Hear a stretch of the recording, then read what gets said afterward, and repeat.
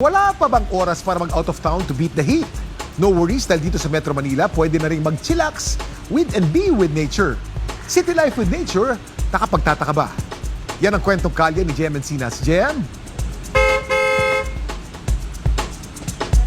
Kuya Kim, mataas man ang naitalang heat index dito sa Maynila, may lugar naman na pinupuntahan dito ang ating mga kapuso kung saan mababa ang araw ng 3 to 5 degrees Celsius ang init. Ito rin tinaguri ang Manila Last Lang, ang Arroceros Forest Park. Hindi lang daw beach ang solusyon para kahit papaano ay mapawi ang napakainit na panahon. Sa Maynila, dinarayo ang Arroceros Forest Park na sinasabing isa sa mga natitirang mapunong lugar sa Metro Manila.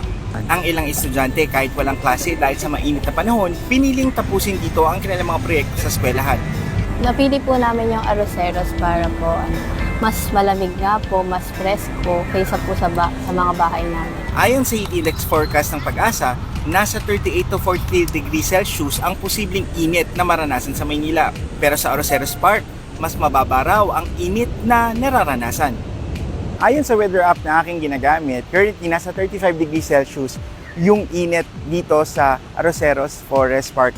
Hamak na mas mababa kumpara doon sa inilabas na heat index ng Pag-asa. Bukod sa matataas na puno at iba't ibang klase ng halaman, may mga bench din na pwedeng upuan at may bahagi rin na tanaw ang Pasig River. Kaya ang ilang environmental group patuloy na isinusulong ang pagtatanim ng puno na may malaking papel sa ating kalikasan. We are currently experiencing El Nino. So nakakatulong po talaga ito para hindi lang mapalamig yung panahon, kundi mag-promote din po ng ecological diversity and even recreational benefits.